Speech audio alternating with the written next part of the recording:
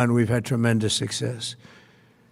But while we're doing all of these things, we're achieving major strides toward completing our military objective. And some people could say they're pretty well complete. We've wiped every single force in Iran out very completely.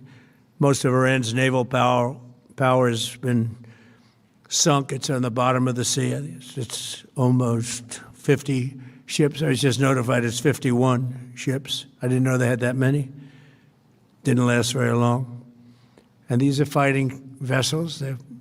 They're meant to fight, but they're not meant to fight against us. We continue to target Iran's drone and missile capabilities. Their drones are way down. Their drone manufacturing has been hit starting today. We know all of the places they manufacture the drones, and they're being hit one after another. Their missile capability is down to about 10%, maybe less. We're also hitting where they make missiles and where they deliver missiles. We've struck over 5,000 targets to date, some of them very major targets, and we've left some of the most important targets for later in case we need to do it. If we hit them, it's going to take many years for them to be rebuilt, having to do with electricity production and many other things. So we're not looking to do that if we don't have to. But they're the kind of things that are very easy to hit, but very devastating if they are hit.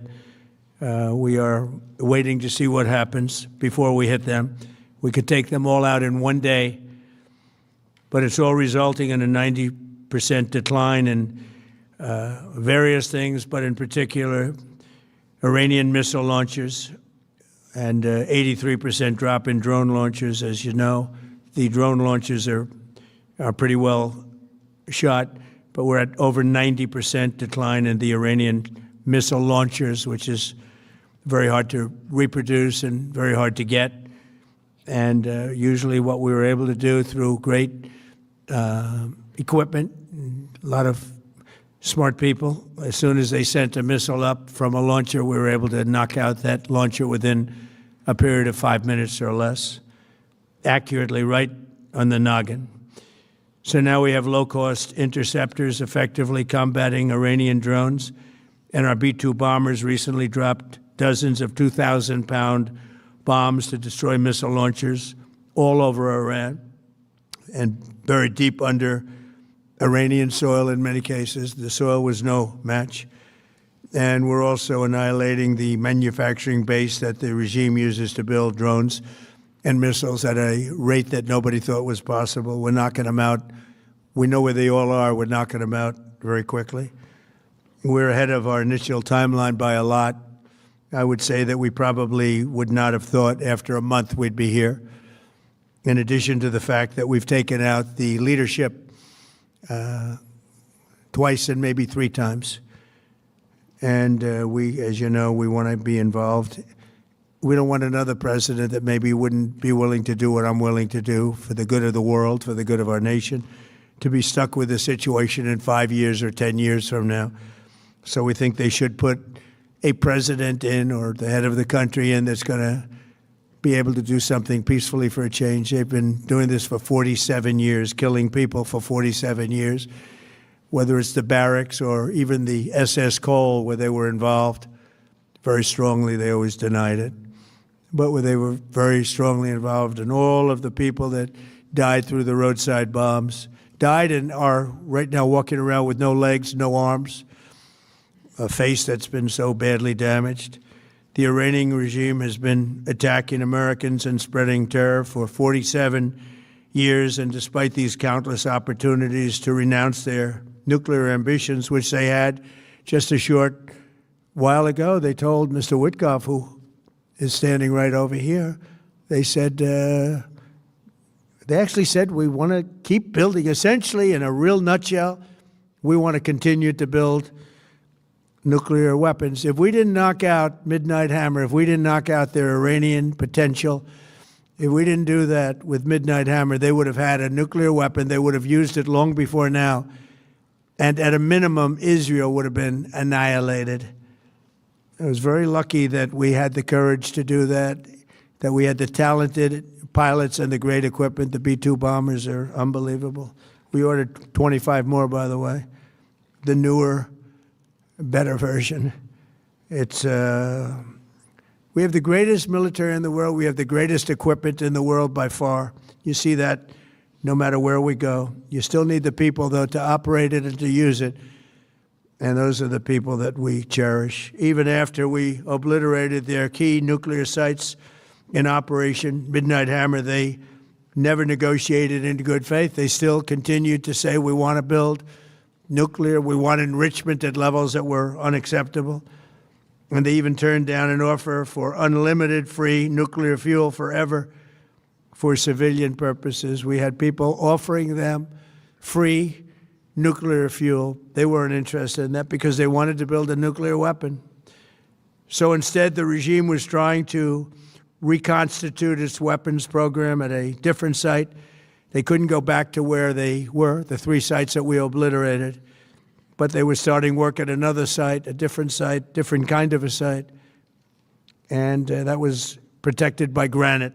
They wanted it protected. Granite's pretty good, but they wanted it protected by a lot deeper. They wanted to go a lot deeper, and they started the process while rapidly building conventional ballistic missiles. They were going to do it all at the same time. It threatened our overseas bases and soon could have reached even our homeland. The regime's intention was to use this exponentially growing ballistic missile threat to make it virtually impossible to prevent them from obtaining a nuclear weapon. So as you probably saw, they had a tremendous number of missiles, most of which are now being used or destroyed, and very unsuccessfully used because we have been able, for the most part, to shoot them all down. What incredible technology. The Patriots have been unbelievable, and other things. And the laser technology that we have now is incredible. It's coming out pretty soon. Where literally lasers will do the work of, at a lot less cost, do the work of what the Patriots are doing or what other things are doing.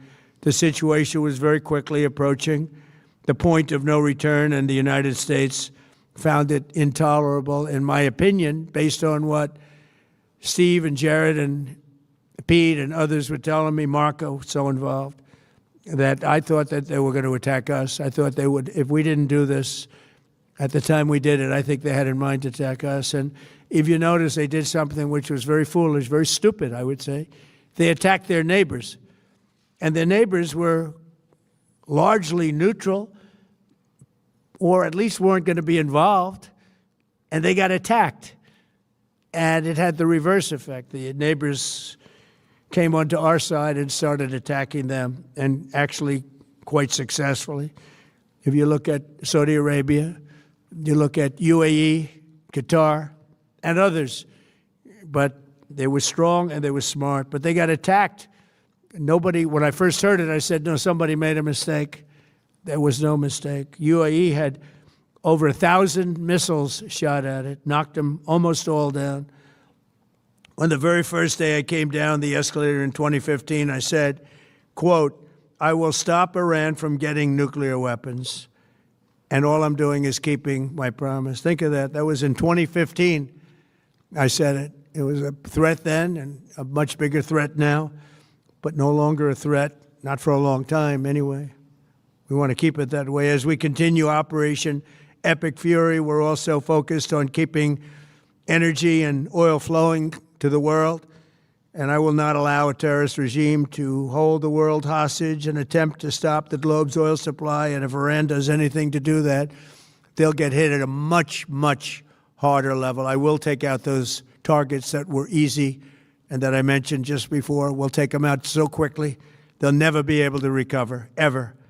If they want to play that game, they better not play that game. In the long run, oil supplies will be dramatically more secure without the threat of Iranian ships, drones, missiles, nuclear menace, or anything. So the Strait of Hormuz is going to remain safe. We have a lot of Navy ships there. We have the best equipment in the world, inspecting for mines.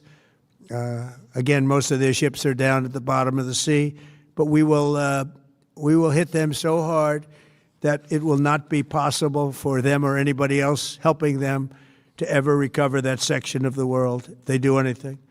In recent years, the regime and its terror proxies have launched attacks on hundreds of commercial vessels. We're putting an end to all of this threat once and for all, and the result will be lower oil prices, oil and gas prices for American families. We've done that. We've done it. We brought it very low. This was just an excursion into something that had to be done. We're getting very close to finishing that, too. In the meantime, during this brief disruption, the United States is offering political risk insurance to any tankers operating in the Gulf. So we're putting up risk insurance. We'll perhaps go alongside of them for protection. We don't think it'll be necessary if it is. And if they do anything, the price will be incalculable. It will be so great that they will have wished they never did it, because you have to keep the straits flowing. With all of that, it affects other countries much more than it does the United States. It doesn't really affect us. We have so much oil. We have tremendous oil and gas, much more than we need.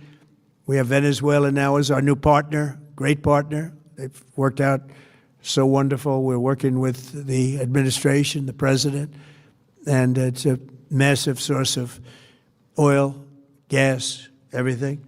But we're in a very good position, but very unfair to other parts of the world, like China as an example. I mean, we're doing this for the other parts of the world, including countries like China. They get a lot of their oil through the straits. So we're doing this. We have a very good relationship with President Xi in China. I'm going there in a short period of time, and we're protecting the world from what these lunatics are trying to do, and very successfully, I might add. We're also waiving certain oil-related sanctions to reduce prices.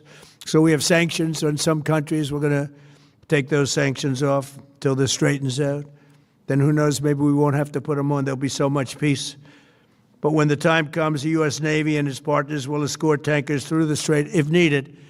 I hope it's not going to be needed, but if it's needed, we'll escort them right through.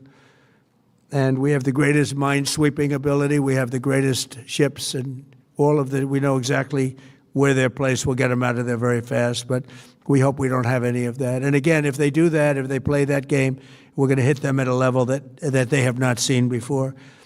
So we're winning very decisively. We're way ahead of schedule. Our military is the greatest in the world, with the greatest equipment and the greatest people in the world. Nobody's ever seen anything like it. Iran's a very powerful country. They were going to take over the Middle East. If we did not hit them, they were going to take over the Middle East. They had thousands and thousands. Since their last hit, they had thousands and thousands of missiles and everything else. Most are now destroyed. But they were going to take over the Middle East. Those weapons were aimed at Middle Eastern countries that had nothing to do with this. They were going to take over the Middle East, and they were going to try and destroy Israel. So we stopped it with good timing, and we're very proud to be involved in this, and it's going to be ended soon. And if it starts up again, they'll be hit even harder. Thank you very much for being here. Go ahead. Any questions? Thank you so much. Go ahead. Do you approve of Iran's new supreme leader? And secondly, can you tell us more about your call with Russian President Vladimir Putin today? Yes. What did you discuss? Yes, I had a very good call with President Putin. We had a lot of people on the line from our side, from his side. We were talking about Ukraine, which is just a never-ending fight. And look, there's tremendous hatred between President Putin and President Zelensky. They can't seem to get it together. But I think it was a positive call on that subject. And we obviously talked then about the Middle East. And he wants to be helpful. I said, you could be more helpful by getting the Ukraine-Russia war over with. That would be more helpful. But we had a very good talk, and he wants to be very constructive. Yeah, please. Yeah, please. Thank you, Mr. President. On Iran, you called it an excursion. You said it would be over soon. Are you thinking this week it will be over? No, Are you talking but soon. about days? I think soon. Okay, and with respect Very to... soon. Look, everything they have is gone, including their leadership. In fact, there are two levels of leadership, and even actually, as it turns out, more than that. But two levels of leadership are gone. Most people have never even heard about the leaders that they're talking about. So it's obviously been very, very powerful, very effective. With respect to Cuba, you said that Cuba wants to make a deal. Yes. What would the United States get in return for that, and why should Americans trust Marco Rubio to negotiate it? Well, Marco Rubio is doing a great job. I think he's going to go down as the greatest Secretary of State in history. Look at what we've done as a presidency. Look at what we've done as an administration. They trust Marco, and so do the American people trust. He's been successful no matter where he's been. He also speaks the language, which is always nice and always helpful. But he's dealing, and it may be a friendly takeover. It may not be a friendly takeover. It wouldn't matter, because they're down to, as they say, fumes. They have no energy. They have no money. They're in deep trouble on a humanitarian basis. And we don't want to see that, but they were very, very bad to a lot of people, as you know, and a lot of people living the Cuban-American vote, which I got at record levels. Very important. Those people are very important to me. I know what they went through. They went through hell. Some of them have gone on to be some of the most successful people in the country. Cuban-American business people, some of them are like the most successful in the country. And a lot of them are friends of mine, because I've been fighting this battle with them for a long time. The Castro regime was brutal, but they lived off Venezuela. Now they don't live off Venezuela. Sends them no energy, no fuel, no oil, no money, no nothing. They lived without Venezuela. They couldn't have made it, and we cut them off from everything else. So, yeah, they're going to make either a deal, or we'll do it just as easy anyway. Yeah. Please, go ahead. There's footage that shows that an American missile strike and a Tomahawk missile likely destroyed that Iranian girls' school. So will the U.S. accept any responsibility Well, I for that haven't strike? seen it, and I will say that the Tomahawk, which is one of the most powerful weapons around, is used by, is sold and used by other countries, you know that. And whether it's Iran, who also has some Tomahawks, I wish they had more, but whether it's Iran or somebody else, the fact that a Tomahawk is very generic. It's sold to other countries, but that's being investigated right now. Yeah, please. Thank you. Thank you. Mr. President, you've said the war is, quote, very complete, but your defense secretary says this is just the beginning. So which is it, and how long should Americans be prepared Well, I think for you could this war say to it last both. for? It's the beginning of building a new country, but they have no Navy, they have no Air Force, they have no anti-aircraft equipment. It's all been blown up. They have no radar, they have no telecommunications, and they have no leadership. It's all gone. So, you could look at that statement. We could call it a tremendous success right now as we leave here. I could call it, or we could go further, and we're going to go further. But the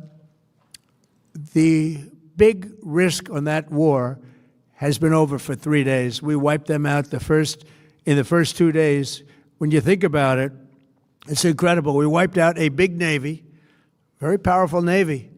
These were ships. These were serious ships. These were ships that you buy when you want to win battles. They're all on the bottom floor. The sailors are all running off the ships. They refuse to get on the ships.